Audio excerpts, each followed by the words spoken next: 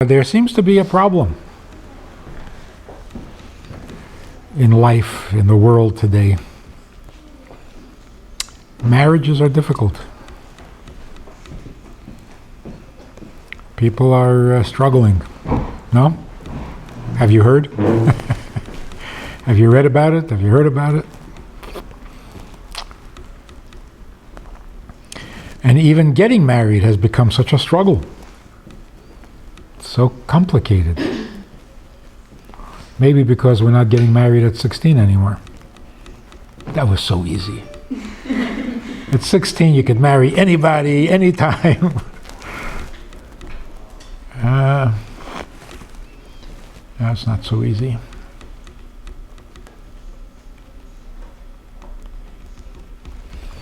So there are a few things that are important to know.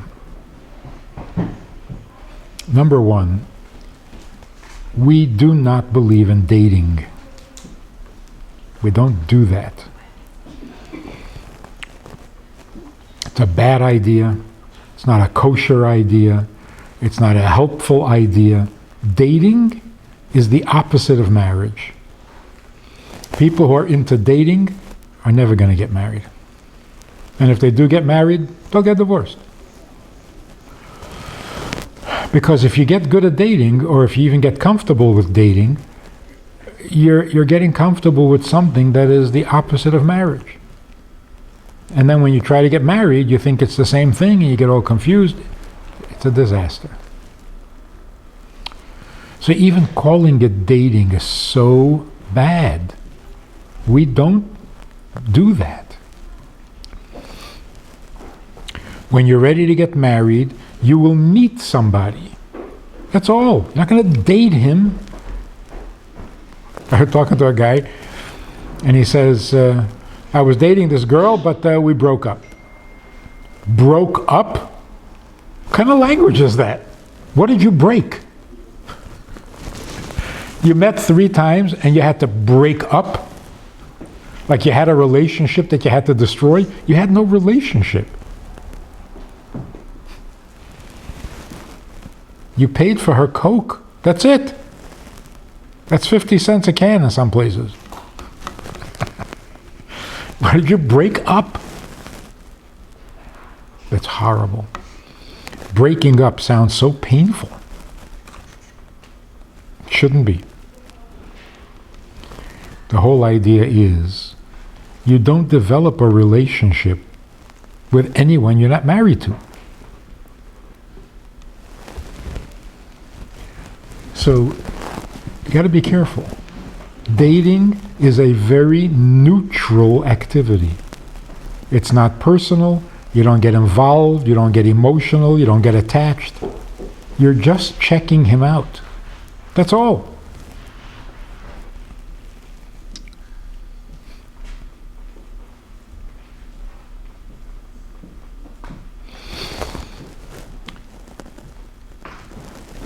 What we're calling dating, which we shouldn't, is really the most selfish thing you do. Totally selfish. The only purpose for dating is to check him out. You don't need to make a good impression. You're not there to make impressions. You're not there to win him over. You're just there to check him out. So you don't invest any emotion in it. You don't become involved. It's not that different than shopping. You're looking it over. If you happen to like him, even after a first meeting, then something is going on.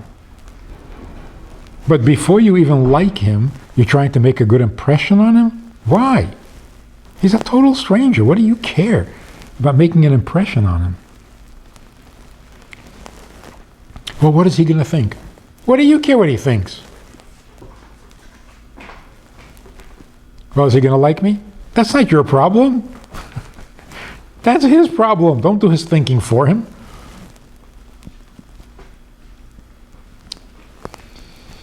The whole wisdom of the whole way in which we go about it is designed to make everything painless. No disappointments, no hard feelings, no heartbreak, no breaking up. None of that.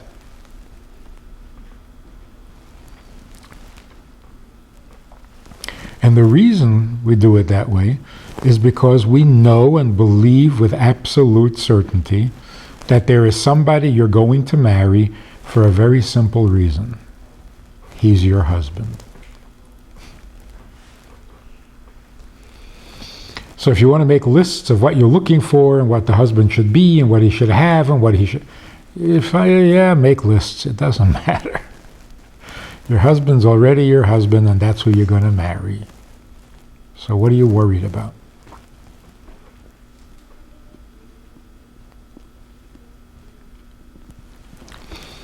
If that's not true, that you're going to marry the person who already is your husband, then we have no idea what marriage is.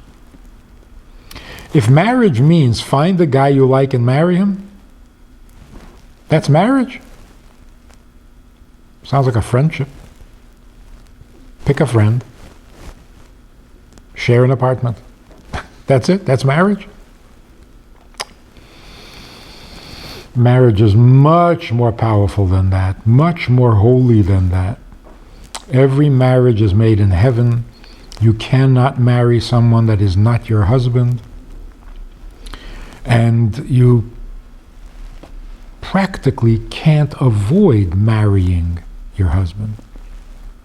So no matter what mistakes you make, no matter what bad impression you make on the second, third, fourth date, if he's your husband, you're going to marry him. And he's going to marry you. What about all the mistakes you made? He never noticed. Because he's your husband. And he's going to marry you. That's what's going to happen. So if you want to have a really practical, simple definition, marriage means a reunion. Everybody thinks marriage is a union between a man and a woman. A union you can have between two men, two women, two dogs, a cat and a dog. You can make a union with anybody. But a reunion, that's a marriage. What is a reunion? The neshama that got divided into husband and wife will find each other and you will reunite. That can't happen with someone who isn't your husband. So, without any doubt, without a shadow of a doubt, you're going to marry your husband. And he is who he is. You can't redesign him. If he's tall, he's tall. If he's not, he's not. You can't stretch him. So to worry about what he looks like and what is his personality, that's already done. It's done. It's already been decided. The only question you have and the only thing you need to decide, what kind of relationship do you want to have with him? But him is him. That's done. He is who he is. And you are who you are. You can think and plan and choose, how do you want to live this life?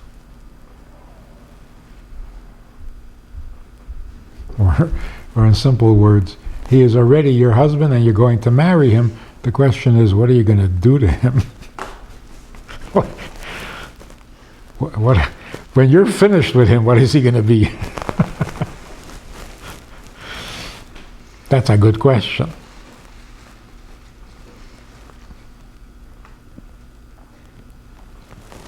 So here's another point. Because he is your husband, it's not helpful to find out what men are like. I don't know what men are like. How are you going to marry a man if you don't know what men are like? You're not going to marry a man. You're going to marry a husband. Husbands are not like men. Men are selfish creatures. Men are animals. Men are useless. Husbands are the exact opposite.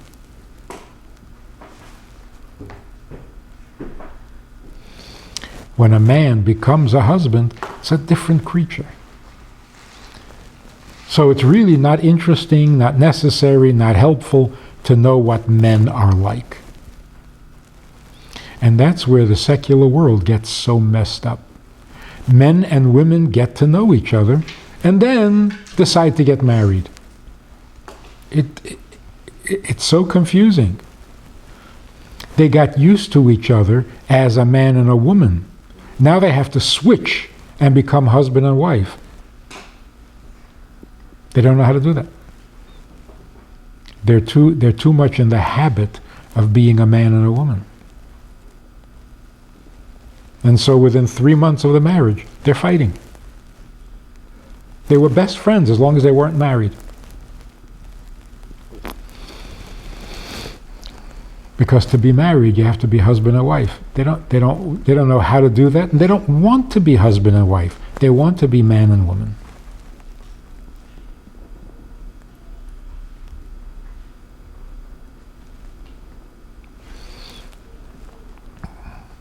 Sometimes women get married, but they don't want to be wives. They don't want to become a wife. What's a wife? Boring. Miserable. So if you can be a glamorous woman, why would you become a miserable wife? So the picture that we have in our culture, in our secular culture, the picture we have of wives is miserable. There's no fun being a wife. So women get married, don't want to be wives. They want to remain women.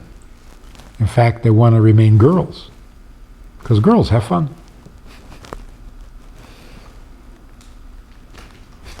Then before you know it, you have a teenage daughter who is a girl.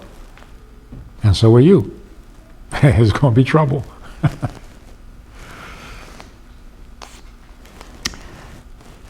Another thing. You never meet without a shadchan. Never, never, never, never. I know all the things they say about shadchanim, and they're probably all true, but you have to have a shadchan. From beginning until the chuppah, you have to have a shadchan. It's such a brilliant idea. You don't ask him out on a second date, and he doesn't ask you out on a second date. Talk to the shadchan. Always.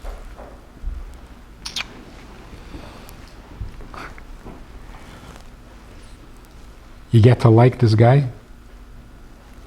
You've made up your mind. You're ready to marry him. Don't tell him that. Don't ever tell him that.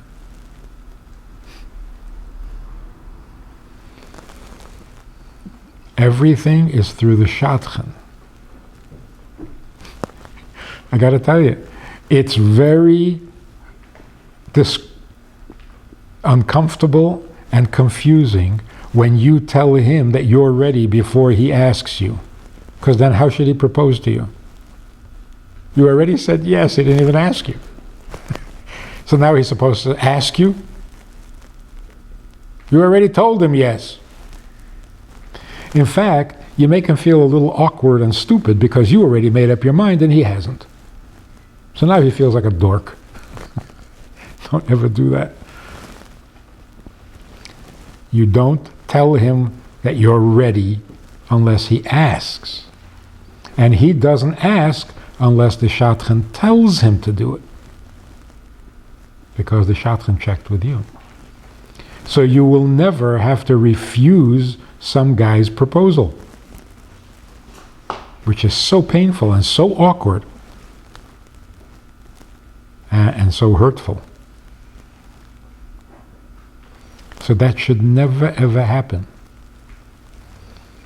That's the whole Edelkeit and beauty of the system. Nobody ever gets hurt. And that's why we keep it a secret. You go out to a place where nobody will see you and nobody will... Because nobody needs to know that this guy went out with 4 different girls and they all dumped him. What are you doing to his reputation? That's nasty. So I got to tell you, it's a very painful story. This girl told me she was going with this guy, and he decided that he doesn't want to marry her. But they stopped using the shotgun after the first date. So how is he going to tell her that he doesn't want to marry her? Not on the telephone. Not texting. He has to take her out and tell her face to face, like a man, that he doesn't want to marry her. So they go, and he says, I decided. She said, why? Which is a bad thing to do. She said, why? He said, you're so skinny. And it keeps reminding me of people in the Holocaust.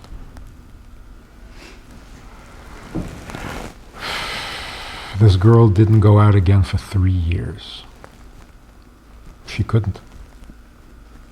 She was so self-conscious. She was so embarrassed. She was so uncomfortable. And I asked the guy, what in the world did you do? How do you do something like that? He said, she asked me. He thinks he was just being honest and kind. That should never happen.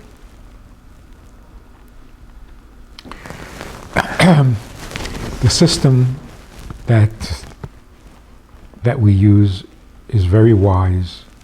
It's very considerate. It's edel. It works. The new way, dating for 12 hours, 8 hours, that's insane. You end up being hooked on each other before you even decide if you want to get married, and then your decision is like taken out of your hands. We've spent so much time, we got so much, and well, I might as well get married. Don't do that. Stay neutral to be able to think clearly. You met him, you got to know a little bit about him. What do you think? But don't feel obligated because you went out that many times, or he spent a lot of money. The other thing is that you have to have a bit of a picture. What kind of a life do you intend to live? That's so much more important than who your husband is. Because if you don't know what kind of a life you want to live, then on what basis are you going to choose a husband?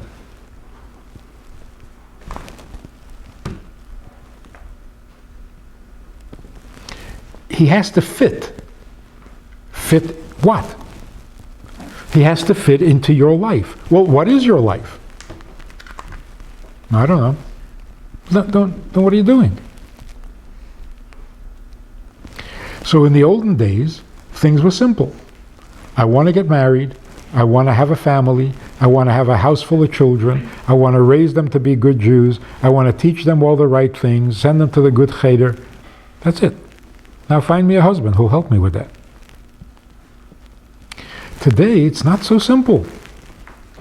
So what kind of life do you want to live? Well, I'm not sure I want to have children.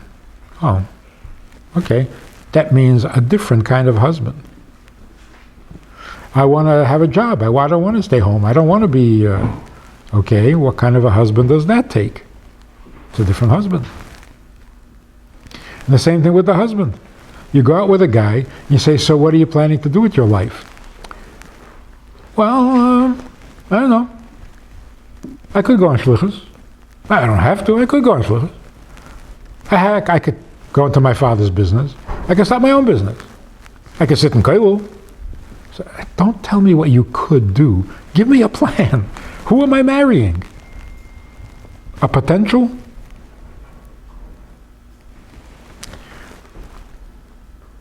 So you have to have a picture. What is your life vision? And then you find a partner in that vision. That makes sense? But two people get together. What do you want to be? I don't know. I can. And what do you want to be? I don't know. I haven't really thought about it. But let's get married. What? That doesn't make any sense. Yeah, but we like each other. Don't get married.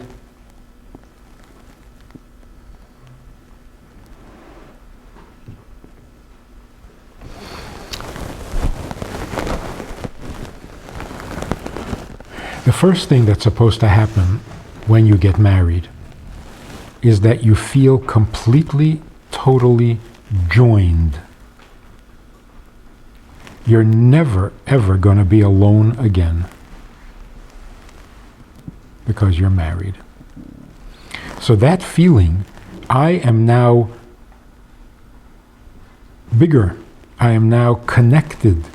There's somebody else that is a permanent part of my life. That's the most important part of marriage.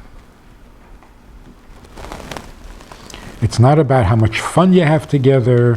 It's not about how much you love each other. That's all fine. Marriage is supposed to give you something more. Something that you don't get from any other relationship without being married. And that is this feeling of being joined to another human being. Somebody is thinking about you all the time. And you have somebody that you're thinking about all the time, no matter where you are.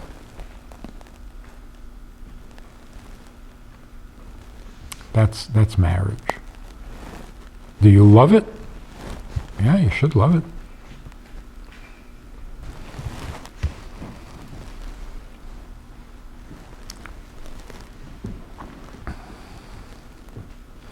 You love people who are important in your life. The love doesn't make him important. Because he's important, you will love him. Like every other member of your family. Because you're family, you love him. Your sister is not your sister because you love her. Unfortunately. She's your sister even when you hate her. Your husband is your husband all the time. Unconditionally. That's who you should love. Somebody important in your life.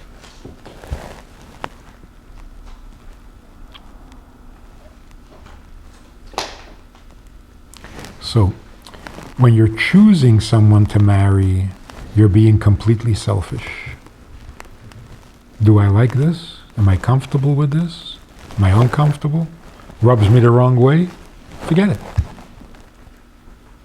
Call it off. What about if little things bother me? So, if a little thing bothers you, don't marry him. But it's such a little thing. But it bothers you. Well, maybe it shouldn't bother me. It's just a little thing. Maybe it shouldn't. But this is not a philosophy class. If it bothers you, don't marry him. You don't like his fingernails. You know, they're short and stubby. Don't marry him.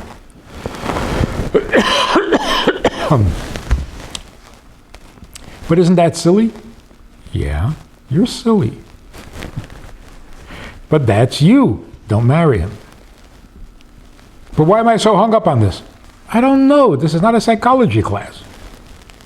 If it bothers you, you walk away. Is that really a good reason to not marry? You don't need a good reason not to marry. You don't need a good reason. You don't owe him anything. You're not obligated. What do you need? You need an excuse not to marry him? What, are you already stuck? You need a note from the principal saying I don't have to marry you?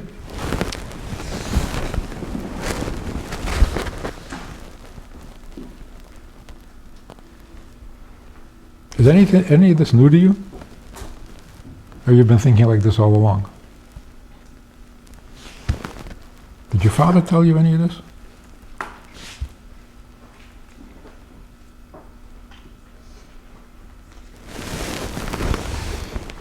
So what should you look for? You have to look for, obviously, if you're even meeting him, you already know that he's good and that he's nice and that he's frum and that he's Jewish.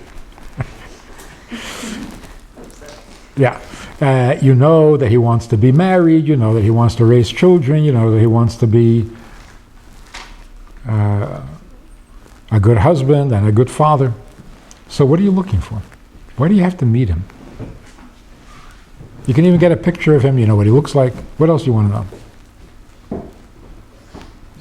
So if you sit there for hours and hours and hours talking about philosophy and what are you doing? This is not a chavrusa. We'll sit and learn a mimer together.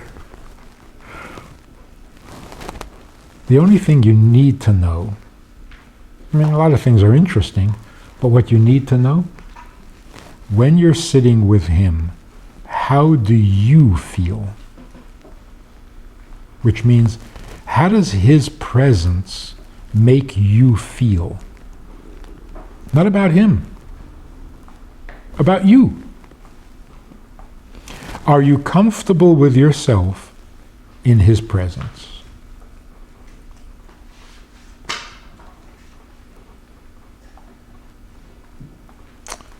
Does this make any sense to you?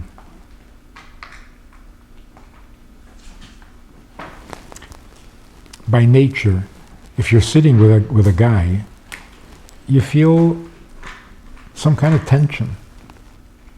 You have to say something. What is he thinking? You're self-conscious. And sometimes that's exciting. You like that challenge. That's not good chemistry. Good chemistry means sitting with him makes you comfortable with yourself. You're not self-conscious. You're not worried about how you look. You're not worried about whether you're saying smart things and witty things and making a good impression. He makes you comfortable with yourself. He lets you be comfortable. That's good chemistry. And the same in reverse. If sitting with you allows him to be comfortable being who he is, that's good chemistry. On the first meeting, that's not likely to happen because it's so awkward, but the second or third, it could very easily happen where you feel just completely comfortable being you. And he is having that effect. Because normally, his presence should make you uncomfortable. Not in a negative way. Not you don't like something about him. No, you're uncomfortable with yourself, not with him. On the other hand, if you really like him, you're comfortable with him. That doesn't mean anything. If he's a nice guy, everybody will be comfortable with him. The question is, what effect does he have on you? How does he make you feel about yourself? That's chemistry. So when you come home and you say, oh, it was really nice. What did you do?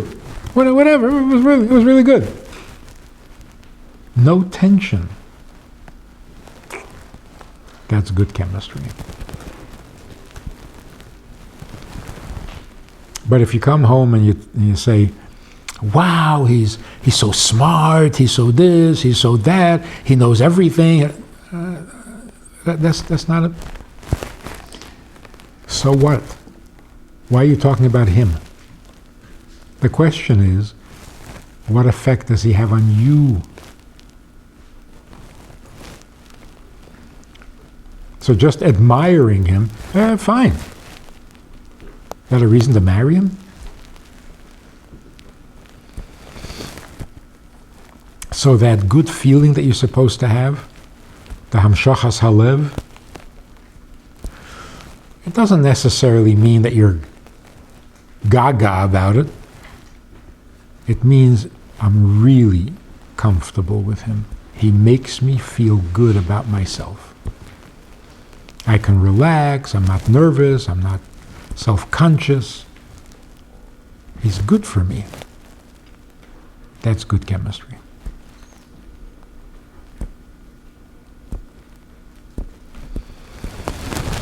What do you think? This is not the topic you came to talk about, you're not interested in dating, you have no intention.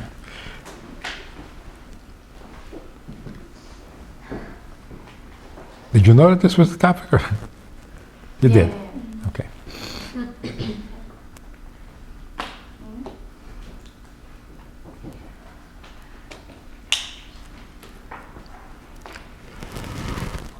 There's another thing that's really important.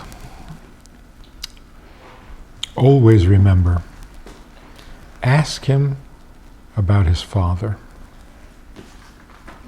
and see his reaction.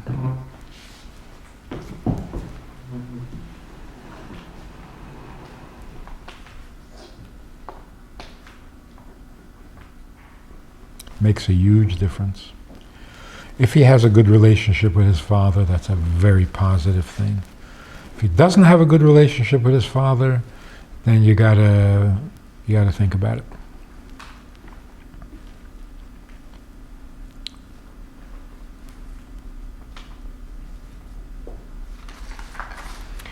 Ask. Why? If he doesn't have a good relationship with his father, then there's something preoccupying him. He's not completely free to marry you. That's why the Torah says, Al kein yazev ish es aviv ve'esimei. A man has to leave his mother and father. He can't be hung up on them, trying to work out the relationship, upset that his father doesn't like him. Is that a reason not to marry him? It might be. It's a consideration. So everyone with daddy issues, you should completely just, I don't know. If there's a lot of good stuff, and he seems to be able to handle it well, okay. But it's an issue. If he gets really uptight about it, whoa. That's a hot button. So you just say, so how's your father? Tell me about your father. If he turns red and says, I don't want to talk about it, that's a red flag.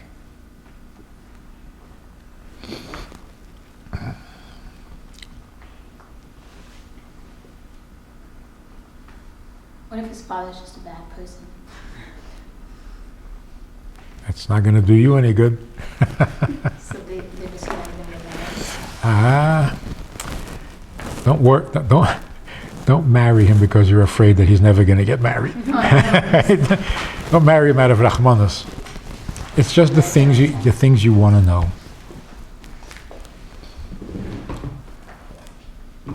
Also ask him, who's your mashpia?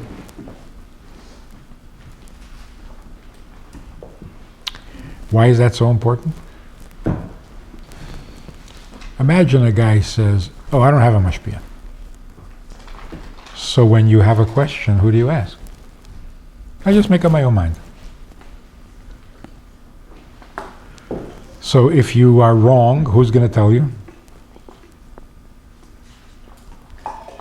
Nobody. So if you're doing something wrong, whose authority will you accept? Nobody's. This is dangerous. No one can tell you when you're wrong.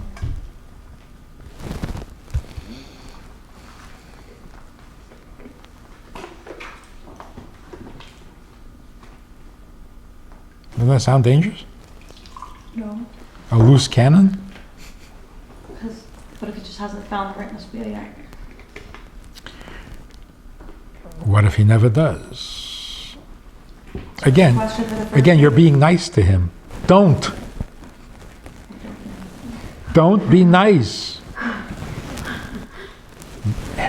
When you're meeting, it's completely selfish.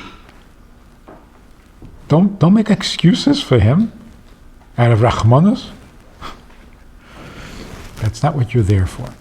You're there to see if you like everything about him or you're uncomfortable with something about him. And if you find that you're uncomfortable, then the answer is no. That's why you met him. If you're going to overlook his faults, don't even bother meeting him. Marry him over the phone. The whole point of meeting is to see if the little things bug you. And if they do, don't go there. What if that doesn't bug you? What?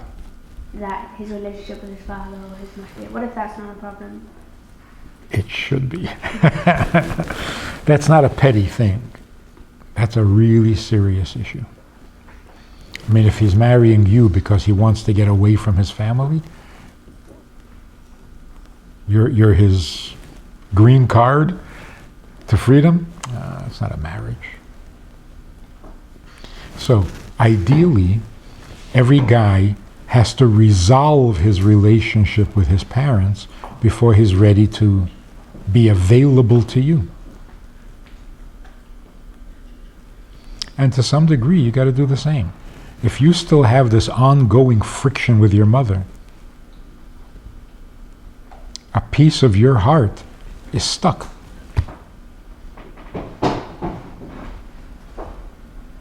So you have to really be available to the marriage, which means you have no hang-ups, you have no unresolved relationships that you're still worrying about.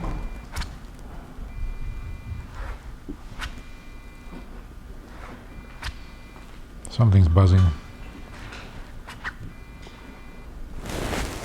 Somebody stays down in the phone. Where? Mom.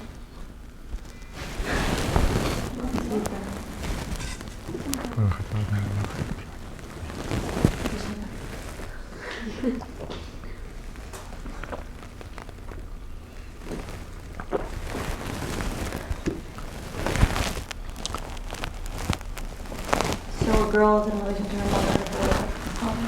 Doesn't matter if the girl doesn't get along with the father. Not as much. What? Not as much. Because you're not becoming a father, you're becoming a mother.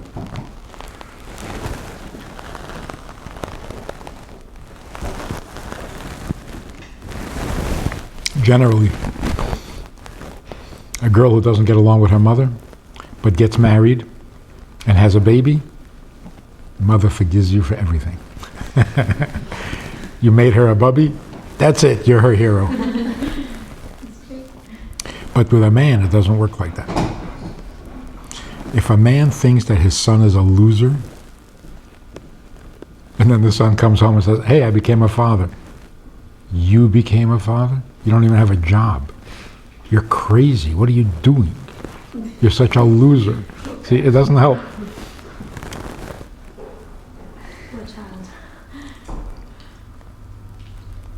No, it really is a very painful thing when a father disapproves of his son. It's devastating. They never get over it. Never. 80-year-old men start to cry because their father never liked them. It just doesn't go away. So you got to be a little careful with that.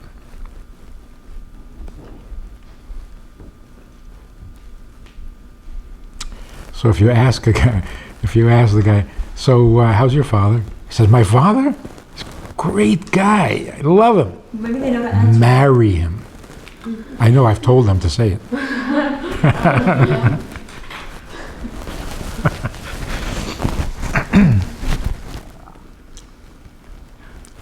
That is a very healthy person if he's really comfortable with his father.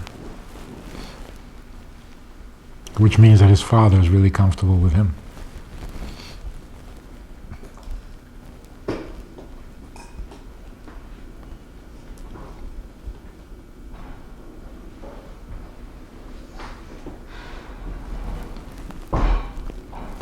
So instead of making lists about your husband, make lists about life. What are the items you want to have in your life? What are the style that you want to have in your life? What kind of a home do you want to build? And base it on the home that you're coming from. What do you want to repeat in your mother's lifestyle? And what do you want to change? Or be different? If you feel like, I don't want to be anything like my mother, you're in trouble. Because you're not being comfortable or natural. You're reacting. So, yes, there are things you want to change, things you want to do better than your mother, different. But not everything.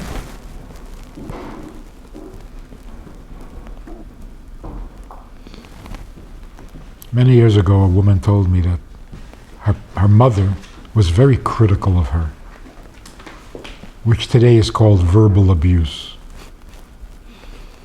And she hated it. And she promised herself that she would never do that to her kids. Well, she got married, she had 2 kids, they became teenagers, and she realized that she's doing it to her kids. She's always correcting them, she's always criticizing. Nothing is ever good. And she remembered that she had promised herself that she would never do this to her kids. So she left. She left them. I'm not going to do this to them. So she did something worse. She left them.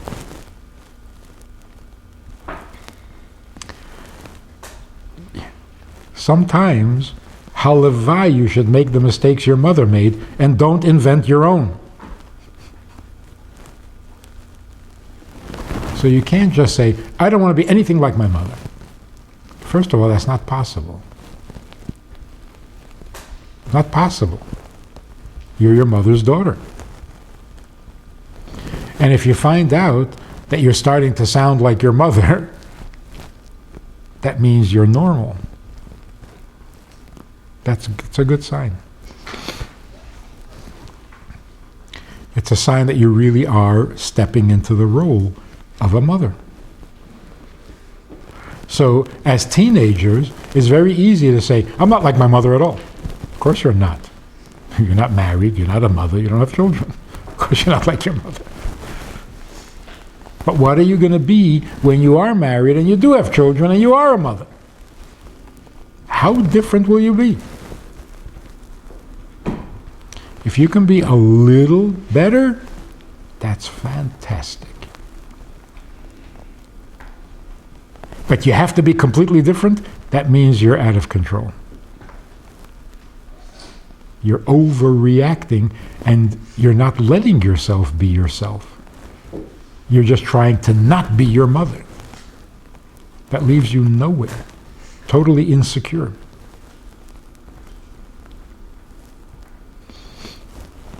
So make yourself a list. What I want to do like my mother, what I want to do different from my mother. Both in being a wife and in being a mother.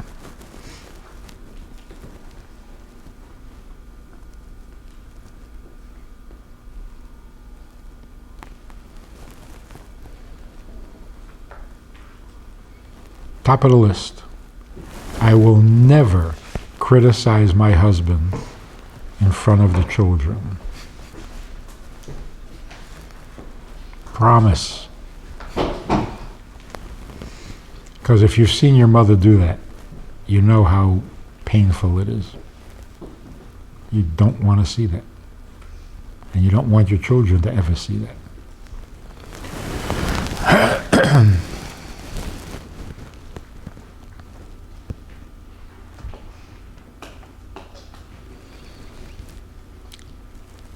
My father hardly ever, as far as we can remember, hardly ever called my mother in the house. So we never knew what her first name was. I mean, we knew from research.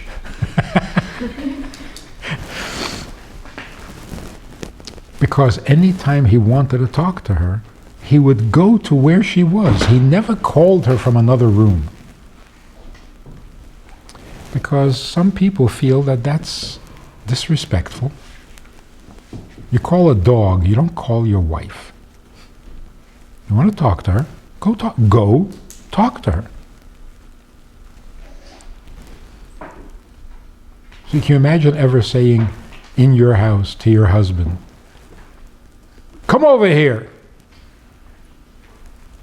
Whatever his name is. Whatever your name is, come over here.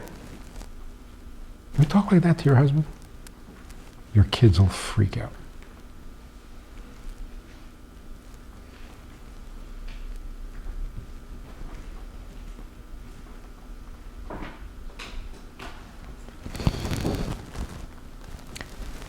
When you're married, you are absolutely committed to making his life easier.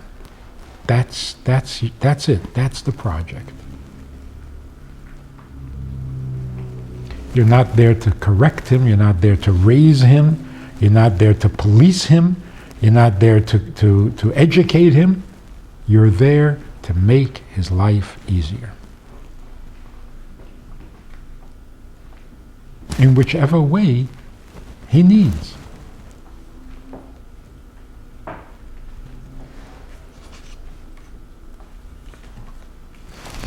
So your strongest talent, your strongest contribution is that you understand his need and you do it. You hear him. Too often, wives make up their mind what their husband needs from them without actually asking the husband. I'm going to make your life easier by doing this, that, and the other. And he said, but I don't like this, that, and the other. So, well, it's good for you. Don't do that. Don't do that. You're not a kindergarten teacher. You're there to make his life easier in the ways that he wants. And your talent is you can hear his wants. When he expresses himself, you hear him. Instead of saying, nah, that's not important, I'll do something else for you. It's not important. It may not be important to anybody else, but to him. If you can hear that, you're a very good wife.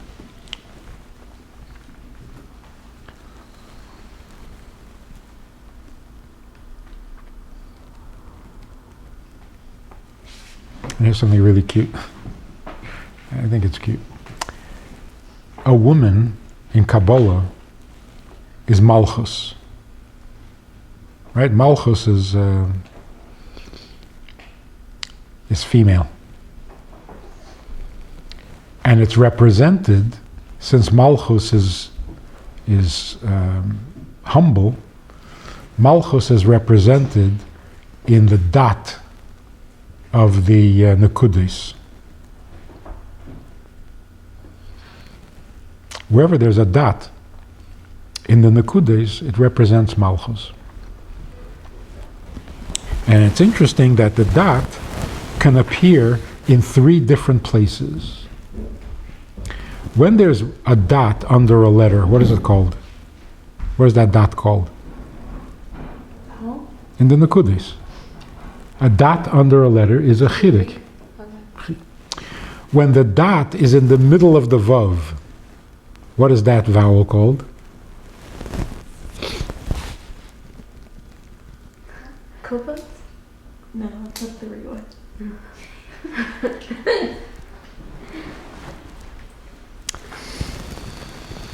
When the dot is on the top of the vav, what is it called? It was sharp. Oh yeah. She knows. Okay, so let's do it differently. When the dot is under the letter, it's pronounced E. When the dot is in the middle of the letter, it's pronounced U. And when the dot is on top of the letter, it's pronounced. Okay. So here's When the dot is under the letter, that's a daughter. A daughter. When the dot is in the middle of the letter, that's a sister. When the dot is on top of the letter, that's a mother.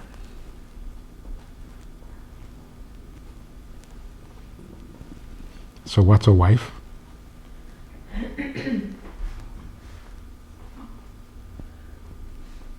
All three. A wife is all three. A wife is like a daughter because you depend on your husband. A wife is like a sister because you're partners with your husband. And a wife is like a mother because you have to nurture your husband.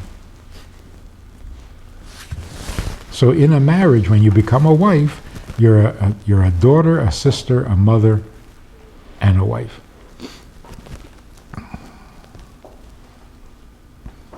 So sometimes you depend on your husband, sometimes he depends on you. Then you're his mother. Sometimes you work together, then you're like brother and sister.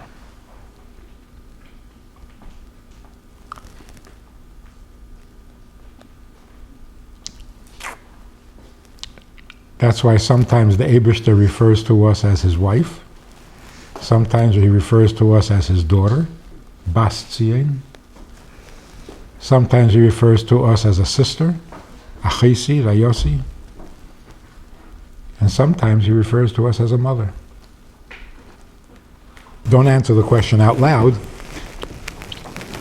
Your mother, in her relationship to her husband, to your father, was she more like a daughter or a sister or a mother? Did your mother treat her husband like a sister or a mother or a daughter?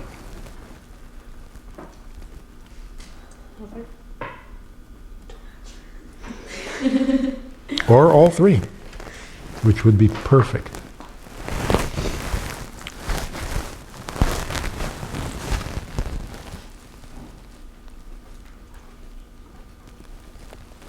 So you can actually describe it that way. My mother was so bossy and so pushy and always telling my father what to do, like a mother. I will not be like that. I will be to my husband, I will be a sister. Is that better? Different. My mother was like a daughter. My father had to raise her. She was another child in the family. I'm not going to be like that. I'm going to be the mother. No, you won't. You can't go from one extreme to the other.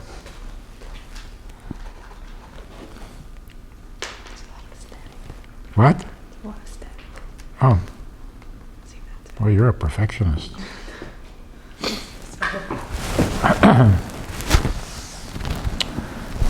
So what do you think? Still want to get married or?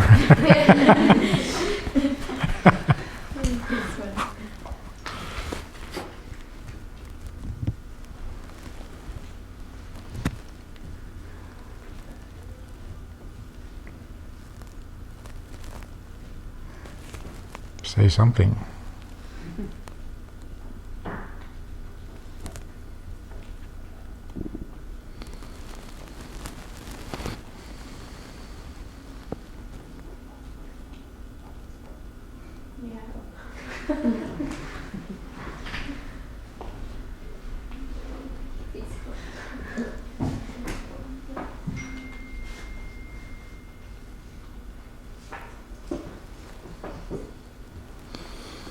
So let me give you one more idea. A woman is, by nature, the nurturer. To nurture is a talent that is misunderstood and underappreciated. Nurturing doesn't mean working hard. Like some women feel like they have to always be busy feeding their kids and taking care of the house and doing the laundry, and the harder they work at it, the more nurturing they are.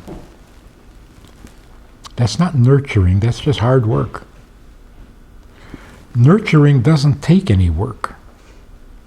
There are certain people who are by nature so naturally nurturing that you just stand within 6 feet of them and you feel alive. And they're not doing anything for you.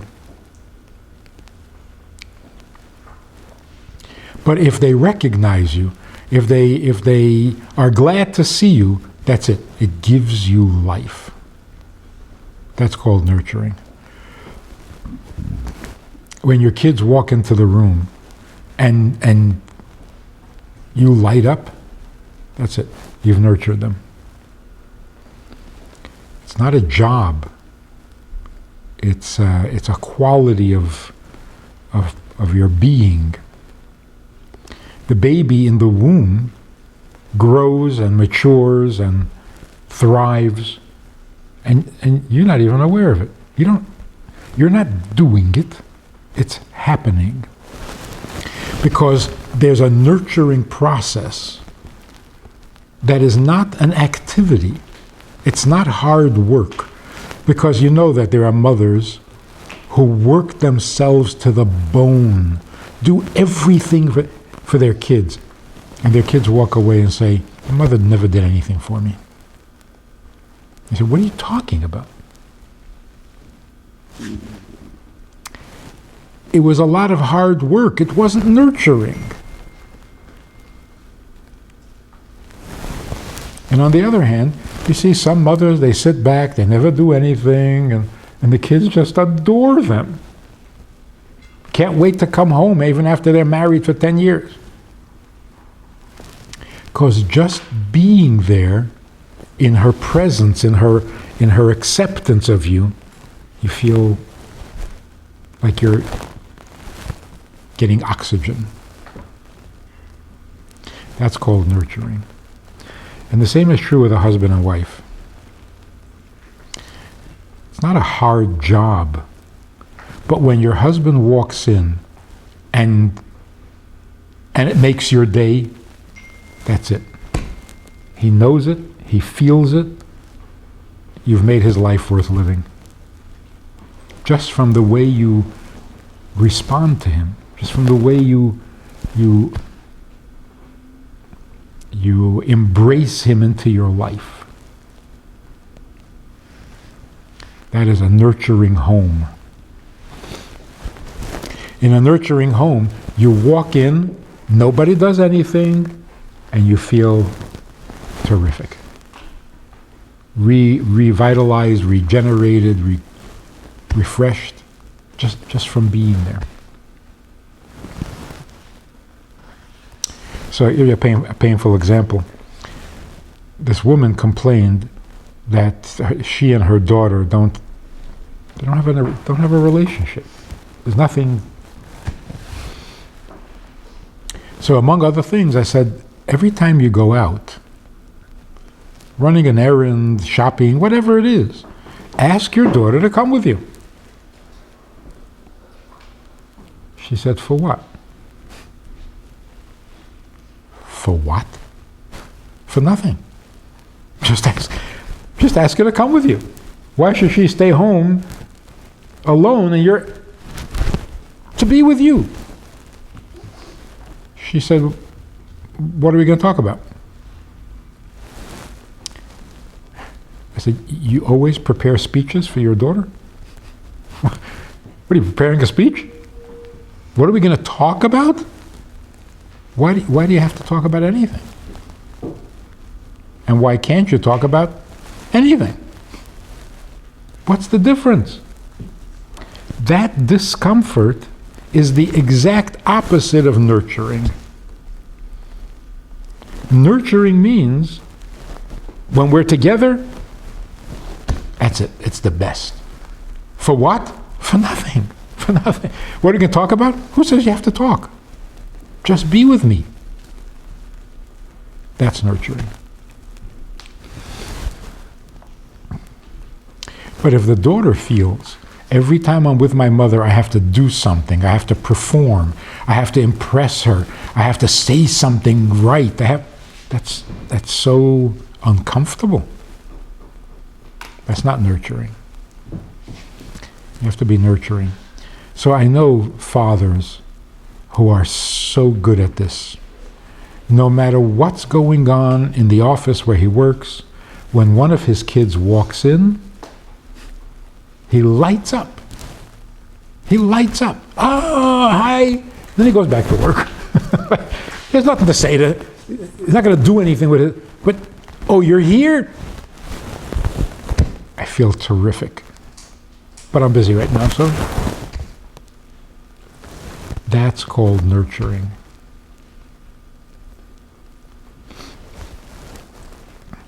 I know in business they tell you that if you want to win over a customer or use their first name. Call them by their name. That makes it personal. It makes it nurturing. People love it. You see the presidents do that. They're trained so well. When they're doing a press conference, there are a bunch of reporters sitting there, and they raise their hands and they want to ask something, and the president calls every one of them by their name. They work hard at that. Because if you call them by their name, maybe they won't ask such embarrassing questions. Maybe they'll like you a little bit and they won't insult you so badly in public.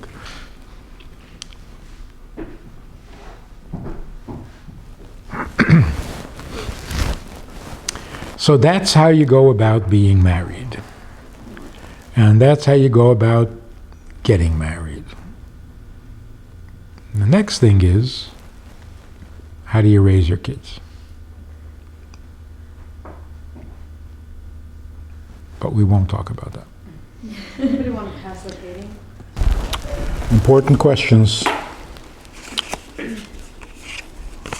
What do you tell? How much do you tell?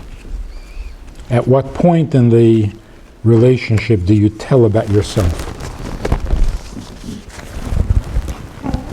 How much do you tell about yourself? What do you have to tell about yourself, and so on? Anything you did wrong, or any bad news, something bad happened to you, and you're past it, don't ever bring it up. It's gone, it's over, don't ever mention it. Your husband does not want to hear anything negative about you. Don't make it hard on him.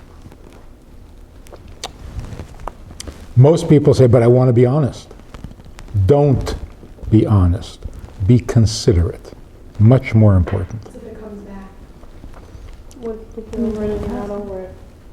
If you're not over it, then you got to say, I'm dealing with this. Well, if you think you are, you're not. If you think you are, then don't mention it.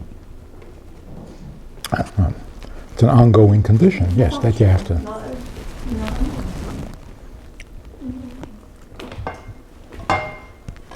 So it's better to lie than to tell him? No, it's just what say. Mm-hmm. I think always, even when he's married to you. Mm-hmm. Your life experiences make up who you are, so even if you passed it, it still makes who you are. The question is, what does it do for him to know this? The fact that it makes you feel better because you're honest, it's a little selfish. Makes you feel better, makes him miserable. Like, what if you can't feel comfortable with somebody if they don't know? That's a problem. I want it to be a shock in the middle of marriage, like all of a sudden it's coming back. Like, It won't come back.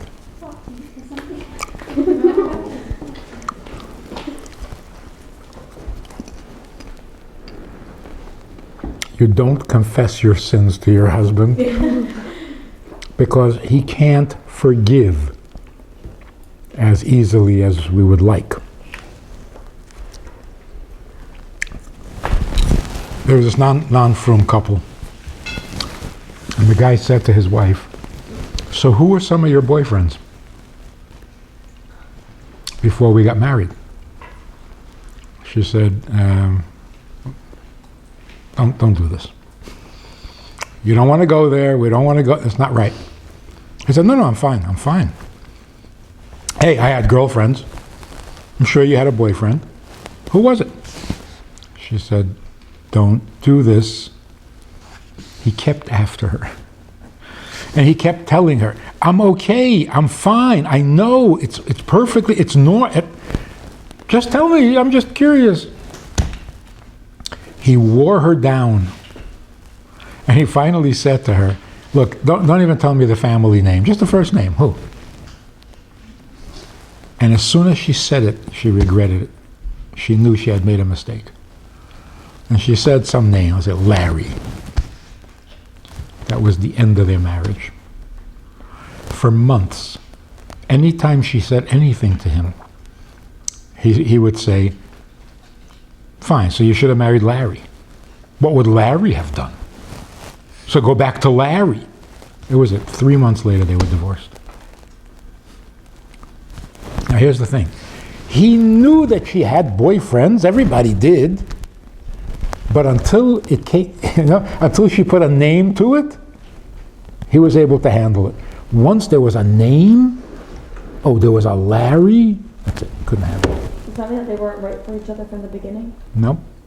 It could be that they were really supposed to be married. No, doesn't mean one way or the other, but it does show that it's better not to know. It's much better. And to her, Larry was nothing. He was gone. He was just a memory. He was nothing. But he couldn't handle it. So be considerate, not honest. Honesty is not the best policy. Considerate is the best policy. So anything he would rather not know, then don't say it.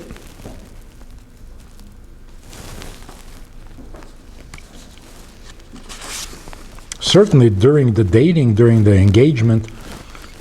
Now, if there's a health problem, which is an ongoing health issue, then of course you have to say. But not before you know that he's serious.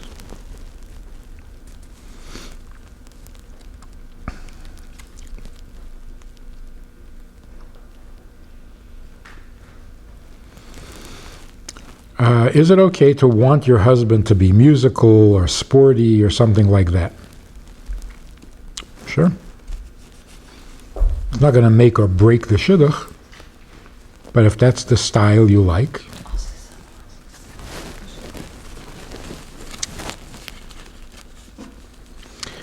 You marry your husband, but don't we have many soulmates? Soulmate means a single soul divided into parts.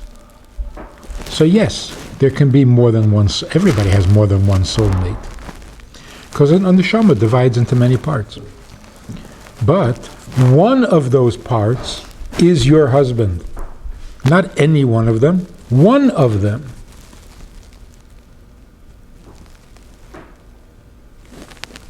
So it doesn't make any sense to say, you're bashert to marry one of 7 men. What are you telling me? Who has more than 7 options to marry? Who has 7 men running after them to marry them?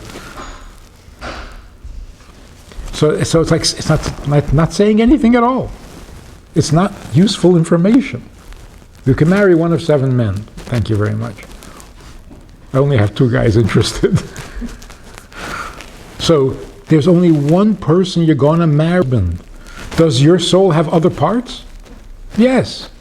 And in case, God forbid, of a second marriage, you're going to marry another part of that soul. But it's already been chosen which part you're going to marry. And that is your husband. I got people who say, if you do an Aveda, then you ruin your shidduch and you don't get your zivug. If it's bashert, it means that nothing can change it. If it can change, then what does bashert mean? You're going to marry this person. Maybe. So what did you just say? And what if someone like remarries or doesn't get married? What's that story? Yeah, if you remarry, it means that you divorced a part of your neshama, you divorced a soulmate, and you're going to marry another part of that neshama. But he was destined to be number 2, not number 1.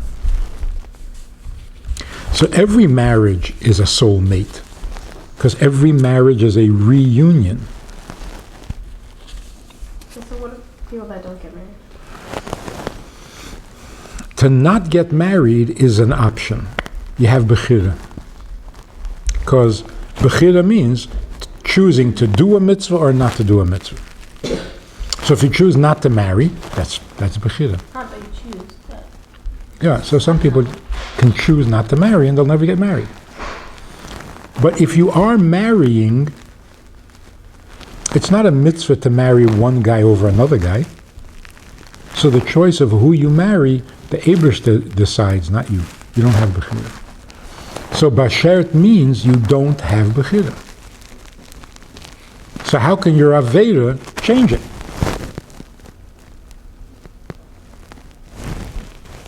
You can't change what is bashert.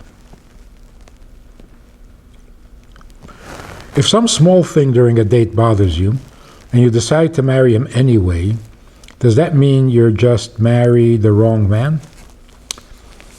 If you are married, it makes no difference how you got there. This is your husband. It was bashert. But if small things bother you and you get married, are those small things going to stop bothering you, or will they bother you much more now that you're married to it?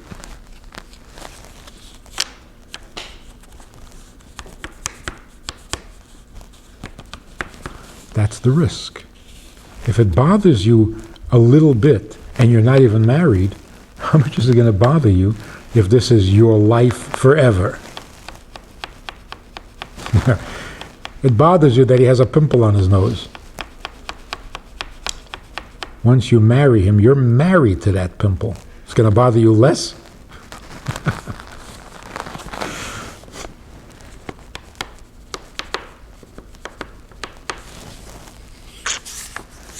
That's why you have to be careful. I can't tell you how many difficult marriages I talk to, and they all say, I never liked the idea to begin with. Even under the chuppah, I was thinking this is wrong.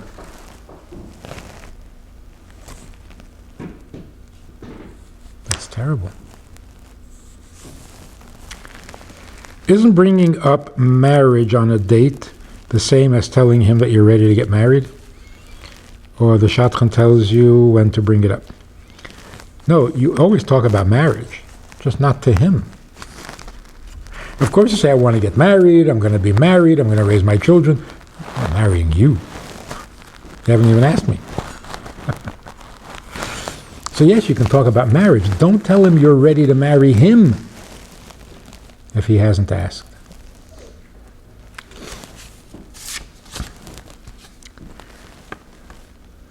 But what's if he asks you, what do you want to, like, what type of house would you want to raise? Where do you see yourself living? That's fine.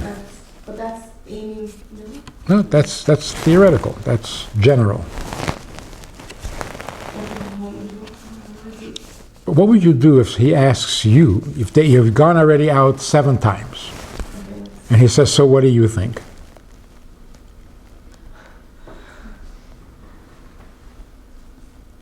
What do you think we should do now? Talk about the real stuff. He's asking you to propose. Your answer should be, grow up. Be the man. Be a man. Don't ask me. Is marrying someone you don't really know so long a good thing? Because people change as you get to know them more. Exactly. After you're married 10 years, you find out, whoa, I never knew this guy the first 10 years. And then the next 20 years, you'll always be finding more. So how long do you want to get to know him before you marry him? 10 years, 20 years, 30 years. It's good. It's good that you don't know everything about him, and he doesn't know anything about you. You grow together. That's the whole idea. What do you do if you go out with a guy and everything is going great? Only thing you consider is about Chassidishkeit. Because you're on a higher level than he is.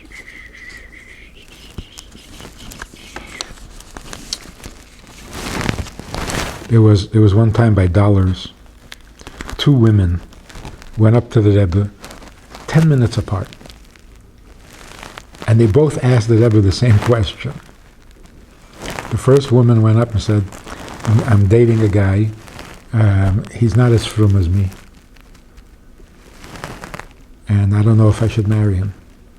And the Rebbe said, of course you should. And you'll make him more frum. 10 minutes later, a girl came up and said, I'm going out with a guy, he's not as frum as me, what should I do? The Rebbe said, if he's not as frum as you, what are you even thinking?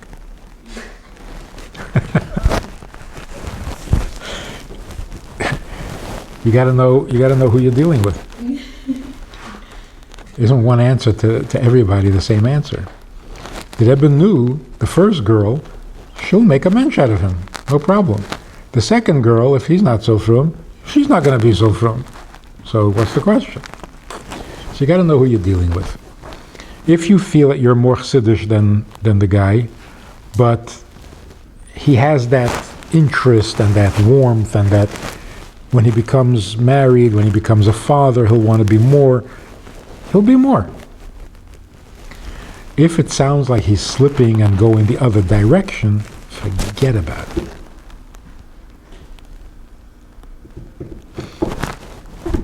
It is very important that you be able to look up to him.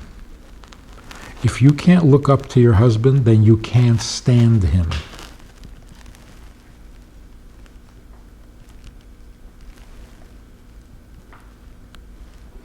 The only time you're willing to be a helpmate is if you admire him. If you don't admire him, why should you follow him? So he shouldn't look up to you? No. And that's why everywhere in the world, girls marry a guy taller than them. What is it? It's like a universal law that nobody ever challenges. To look up physically and... Well, physically is like desperate. Like at least stand on a box or something so I can look up to you. No, you have to admire something in your husband. He has to be stronger than you, smarter than you, more capable than you, more... He shouldn't admire you either. He shouldn't admire you. Like, why is there a contradiction? I admire him. He can still admire me, yeah? He can, but he doesn't need to. He can be a good husband without looking up to you. You need for him to appreciate you, not admire you. Of course, everybody likes a compliment.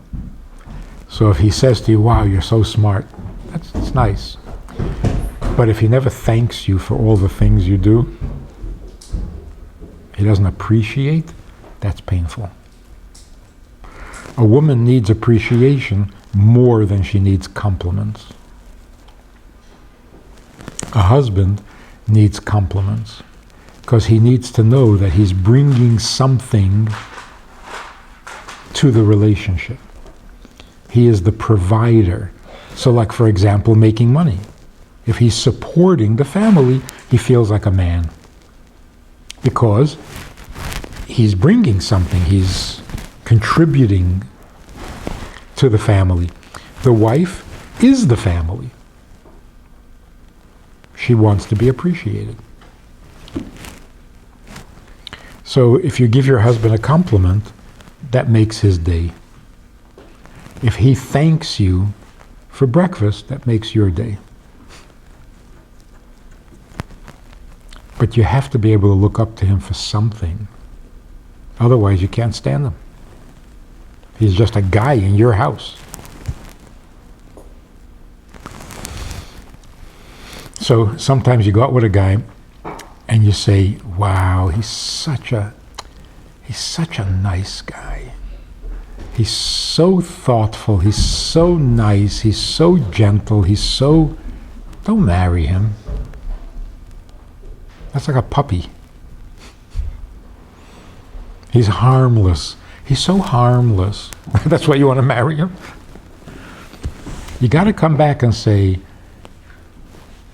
he's so much bigger than me. He's so much stronger than, I don't mean physically. He's so much more confident than me. He's so good with people. He's so, which you're not. Then you have a reason to marry him.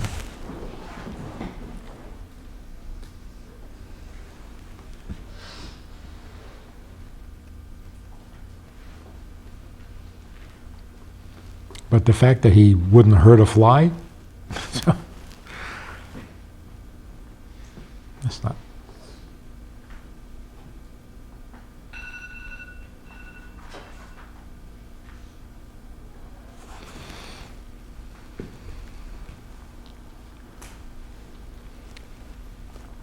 It's like, it's an ideal situation where he asks you to marry him, and you're really surprised because he could marry anybody. Like, why would he want to marry me? He could marry anybody. That means you really admire him. That's great.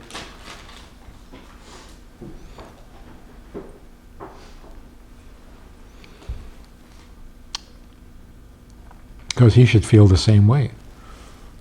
She could marry, anybody would want to marry her. But that's not because he admires you, but because he's so comfortable with you. He trusts you. He appreciates you.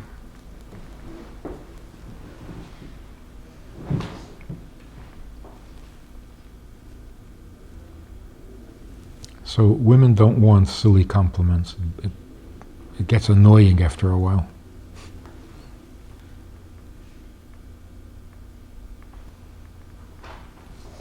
But constant appreciation never gets old.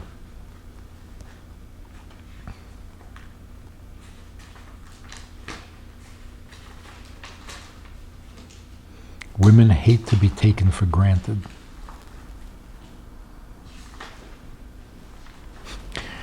So one of the most painful things you can say to your husband, never mind, I did it myself. You hear that? Never mind, I can do it myself. That is.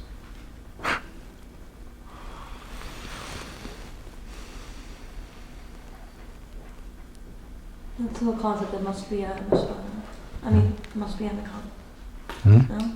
The concept that must be on the cover. He has to feel like a mashpia.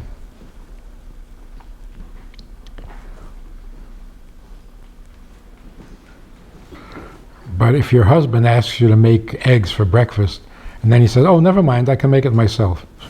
Great. Go right ahead. I'm not insulted at all. But if you do make him eggs, and he doesn't say anything, that's not nice. Taking you for granted.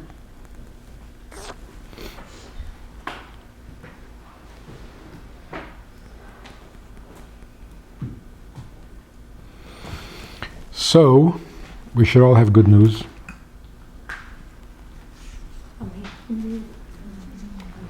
And good means totally good. Not just a little good, totally good. We should have great marriages, we should have great families, great children, the way it's supposed to be. When did it become so complicated?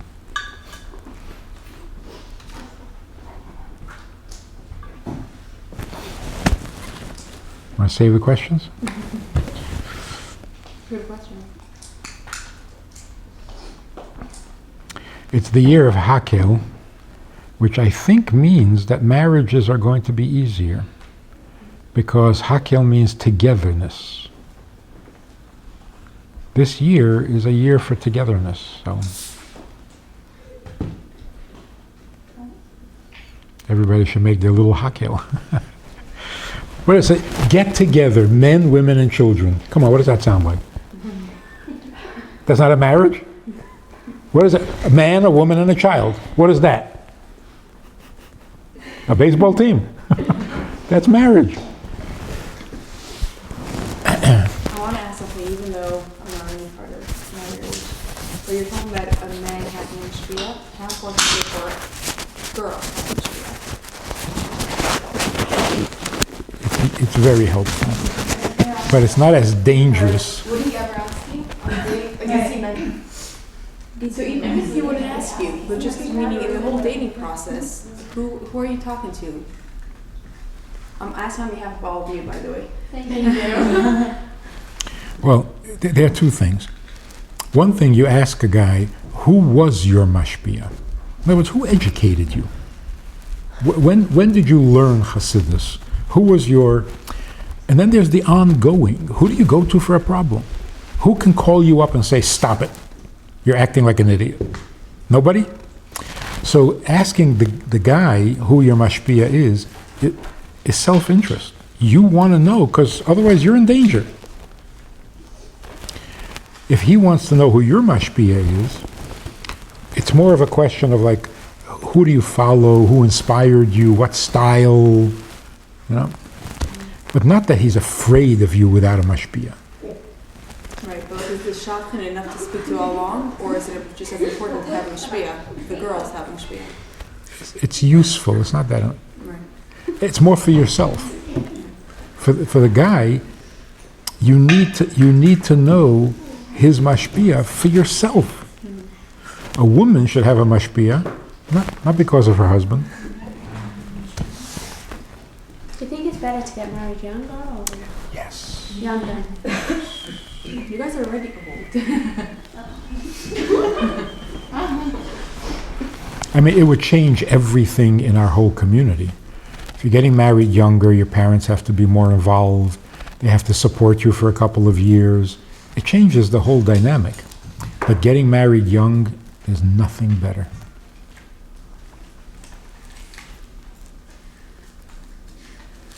It's I don't know why we get married later. I don't know why we can't get married at 18. It's not going to get a job. It's not going to get a job. At 18? But you see, Or not girls, but guys from college. every Is it a good reason? go ahead. Is it a good reason for someone to say, no, I'm not ready to marry, I want to make some money first so I can have a proper home, like I can support my life? Is that a normal reason that someone can say? Really? I mean, Rambam says a man shouldn't get married until he's built a home. You know what that would do to us today? Nobody would ever get married. But it is reasonable, it's sensible, it's responsible, but getting married young is more valuable than any of it. When you get married young, you discover life together. You don't come with a finished life and then try to match them and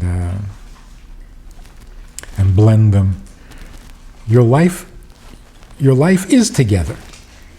You never had a life apart when you get married at 18. So there's a lot of advantages to it. Even having babies at 18 is so much healthier. You're stronger, you have more energy, more idealism. But it worked in the olden days because you lived in a shtetl, your parents were always there, you had extended family, you weren't alone.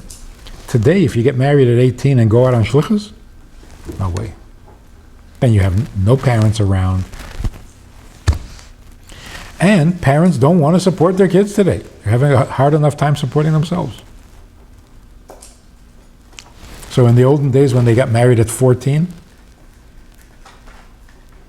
and then had a baby, who supported them?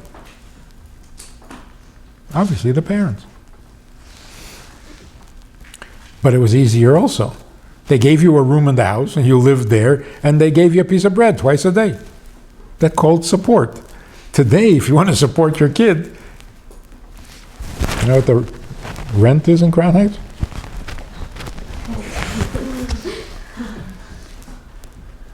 Oh, that's now. And a piece of bread twice a day? No way. You have to have sushi once in a while, you know.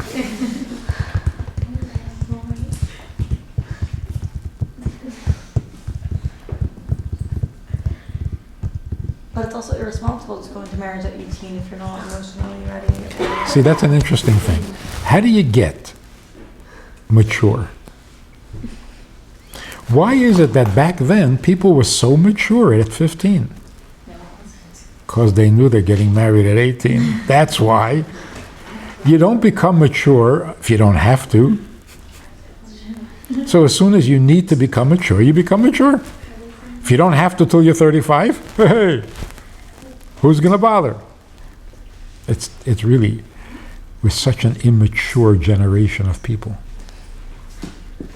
I got 30-year-olds are such babies.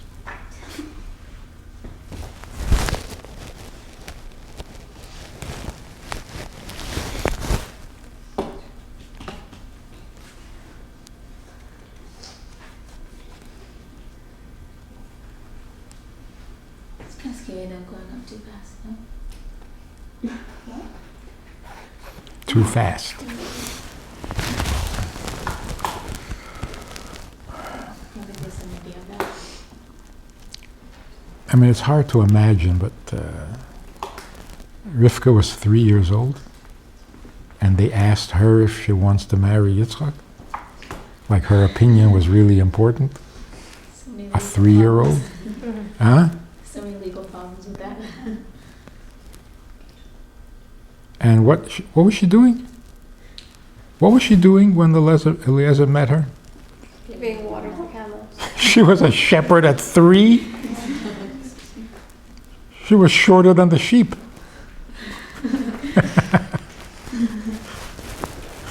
So obviously, it was a different world.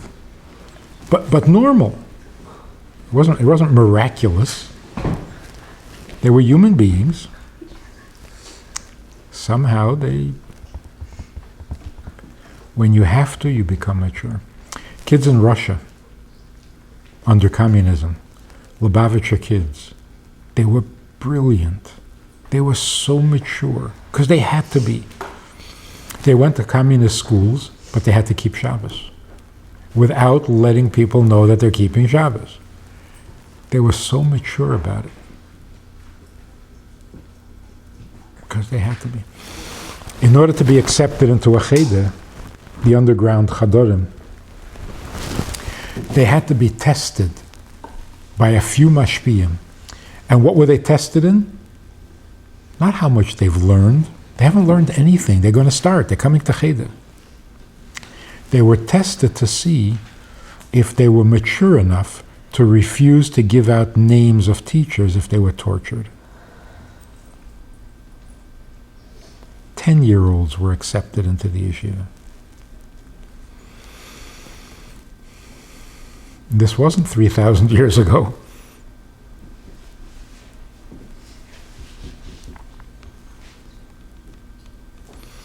So remember the story, this one kid, every Shabbos he came to school with another Band-Aid. First his arm is in a sling, and then it's in a cast, and then it's in a... And of course the teacher knew what he was doing. And she kept criticizing him for it. Until finally one day, the principal called him in and said, "We know what you're doing. You're going to stop this. Who told you not to write on Shabbos?" He said, "My grandmother," because she had already passed away. He said, "My grandmother." So the principal says, "You see, Old people who are dead used to believe that. Today is a new world. We don't do that anymore. The superstitions and the religion, and we're enlightened. Stop it. He starts to cry. He's 8 years old. He starts to cry. The teacher said, "Why are you crying?" He was more than 8 years old. He belonged to a communist youth group. He had to. So he starts to cry, and the teacher says, "Why are you crying?" He says, "Because in the communist youth group we were told that a good communist never lies, always keeps his word. And I promised my grandmother I wouldn't write on Shabbos, and now I can't be a good communist." Is that brilliant? So the teacher had to let him go because he didn't know what to do with him. A good communist keeps his word.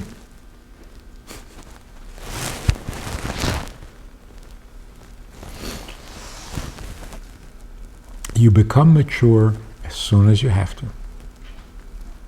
And that's why so often in the non-Jewish world, where teenagers become pregnant and they have a baby, that changes them. They were irresponsible, they were suicidal, they were crazy. They have a baby, they become good mothers. When you need to be mature, you become mature.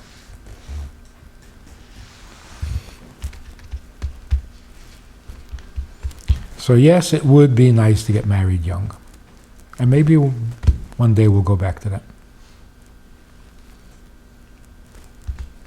Yeah, in many other communities, they still marry young. I have cousins in Borough Park.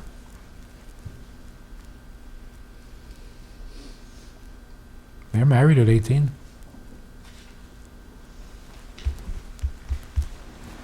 And they look so cute. I don't know, some people they don't become mature. Then you have babies Yeah. having babies. Yes. Yeah, but Some people will just never, right. At 40, they're not much better. But you don't think it's a bit funny nowadays? We are nowadays. Like, you don't think it's funny if a girl that's 19 gets married to a guy that's 19? Like, you don't see anything that's a bit wrong, like, interesting? Like, it's cute, but... Yeah, in our community, it would stand out as weird because Because it is. because you're an exception. But in a community where everybody's married at 18, Even a guy that's like 29, a 19-year-old and a guy that's 29, that's also... That's why I'm a 10, so got the teen in there. a 10-year difference in age, not good. Like once you're 20, it's like, Not good. But In back some- then, it, like, you're so... Yeah. In some communities, they do that. Dafke. 30-year-olds marry 16-year-olds. 30-year-old men. Yeah. Never the other way around. 30-year-old men marry 16-year-old girls because you cannot get married before you're financially established. That's the community. That's the culture. So when do you get financially solid? Not before you're 30. And then the 16-year-old thinks that they're getting the best guy in the world because he has a house and he has... Okay, it's a different culture.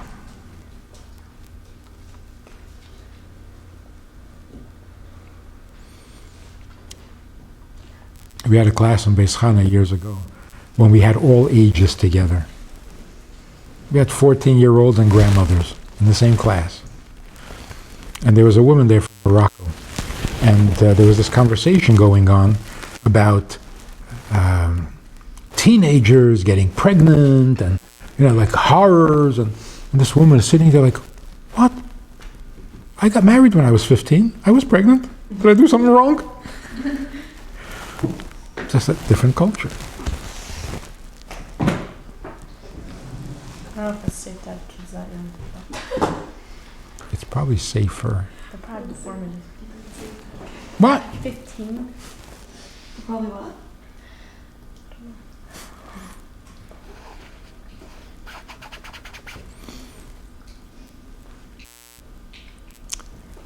You imagine a 15-year-old has a child. So perfect, because they can be children together. It's not like she's forgotten what it's like to be 9. Like mom's like a teenager with you. Yeah. It's annoying. But they're so patient. 15-year-olds with their babies, like the best babysitters in the world are 15. So there's no 'Cause- issue, there's no issue besides for our community of marrying someone that's your age or younger? Yeah. No? I mean, everything else has to be perfect, but it's not a deal breaker. He's still in school. That's a problem. Who's going to support them?